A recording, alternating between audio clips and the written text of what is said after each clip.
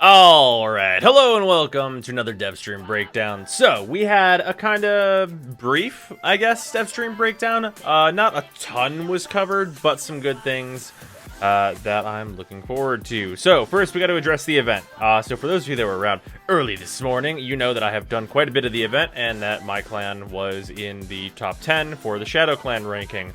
So, take what I say with a grain of salt, I guess. But they're lowering the initial requirements. You get the Ignis Wraith BP down to 1/5 of their regular cost, which actually, at what its cost was before, I was like, that's pretty high of an investment for a participation award. Now, it actually might be a little low, but that means it's very, very achievable, which is a good thing for those of you that are in solo clans. So that change is fantastic. All good. I think this event is actually in a really good place now with that change, and it's nice that the community spoke up very quickly, I might add, and DE responded very quickly. So that stuff's fantastic. Otherwise, on the stream today, we're going to be doing more high scoring, trying to get, retain our top 10 spot. I don't know where we are right now. Probably fell down to 7 or something. But yeah, so that is great. Changes to the event have been fantastic. Beyond that, we got some Based Pablo news. For those of you that don't know what Based Pablo is, basically Pablo has become, he's been there for a long time at DE, he's become a lot more vocal. He has a Twitter now, and he has been posting all kinds of amazing changes to the game. He's the one that's responsible for our Void Relics, telling us how many we have of each thing as we're getting them during a mission, and all kinds of stuff like that. The new hit marker system, all that kind of quality of life stuff he's been really behind. So this is changes that were talked about with Pablo in mind, which is adding more stats to weapons, which is range, kind of etc., stuff like that, like punch through. That stuff is really awesome. Getting more statistical values for us to look at and see when we're modding would be very good, obviously. Also, they said on Devstream that alternate stats are live, but I don't think that's true. I wasn't able to see alternate stats for the Euphona or the Tsar, and those both have alternate firing modes. So if they're live, I don't know exactly how they're live. It wasn't showing up for me. So maybe that will be live very, very soon, and they just forgot to ship it, so we can be looking forward to that, I suppose. That was tweeted out by Pablo. Beyond that, we will have build canceling, which will refund everything except for Argon, because that would provide a loophole to the decaying nature of Argon, which is cool for people that accidentally start builds and be like, ah, fuck, no, don't do that. So that'll be really good, because obviously misclicks happen. We all know that. Beyond that, we got a new Equinox alternate helmet shown, and I really like this helmet. I think it looks quite nice. It's got a nice feel to it. The in-between is the dual horn, and then it switches between the one horn on either side. I think it looks really cool overall. We'll almost certainly be getting that from Equinox, especially if it comes sooner rather than later. Maybe if we were to get it within the next week, because I'll be using Equinox quite a bit in the current event. So that looks great. That stuff seems awesome. Beyond that, we got some clan stuff. So upcoming with the Kingpin system, there's going to be kind of a system that goes along with that, which is the clan mastery system, essentially. There's a new clan UI, which is shown here. This is not going to be, how do I put this? The same. It's going to be alongside the Kingpin system, essentially. And basically, as you can see there's checkboxes for stuff you've done, and this is all going to be retroactive. Anything you've done will get you these things. And essentially, being in your clan and having your clan at a high mastery level will get you certain perks. Perks mentioned are very interesting.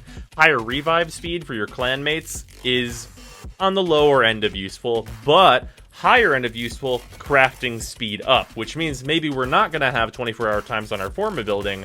Maybe we could see as low as 20 hours. That would be maybe a lot easier for scheduling just in general. And having lower crafting times isn't an enormous boon. So even if you're lowering crafting times by 10%, that's pretty significant in the grand scheme of things, and that would be really, really cool to see.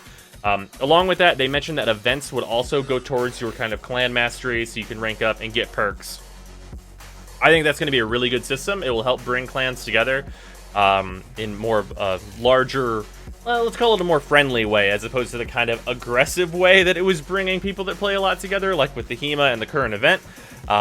So that should be a really good thing. Besides that, we got to see some of the Earth remaster, and I gotta say, I like how it's coming along. Quite a big fan. These are just a couple screens that I took. The new lighting is not done, so like these very, very dark areas that you're seeing, that's not finished. It'll be cleaner whenever it's done, of course. The new foliage looks great. New lighting that we are seeing up in front looks great. It's a more like compact, but also feels a little more open in like the vertical sense, so that's cool. That stuff should be all fantastic. And then I have this other screen that I took, which I think, like, you probably know this tile. You've almost certainly seen it before. Huge upgrade on this tile. The water looks a lot nicer. There are fish, as I have noted.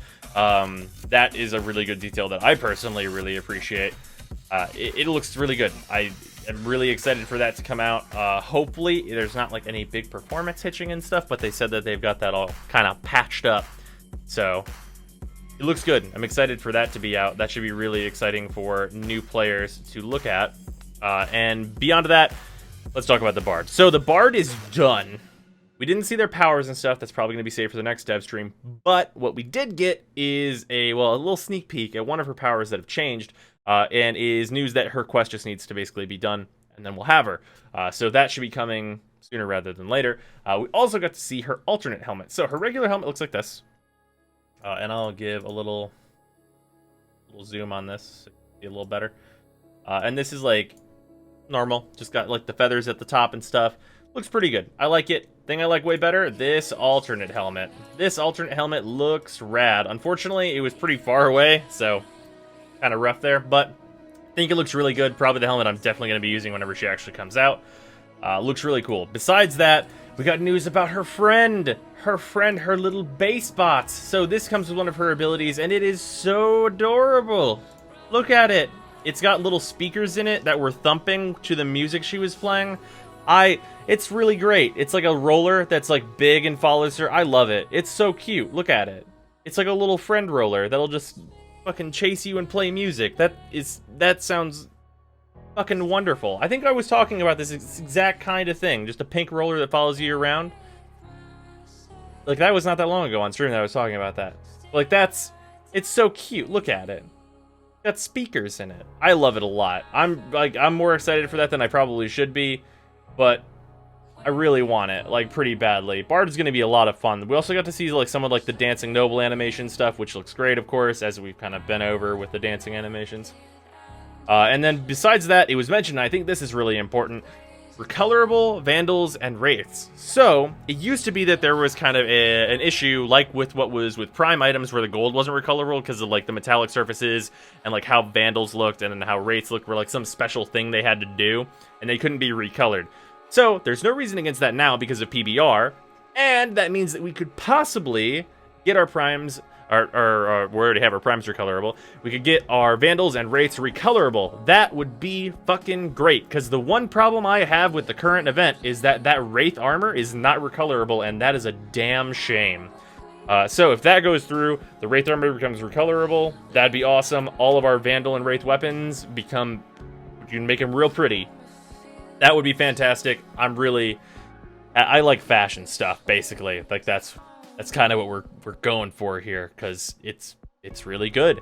That's kind of all we got on this stream. Like, there were a lot of plat prices and stuff, and some, like, just general developer discussion that's not really apparent, or not apparent, or relevant to Warframe in, like, a really, really big way. Some kind of behind the scenes stuff, and some of the sources for the music for the Bard and all that.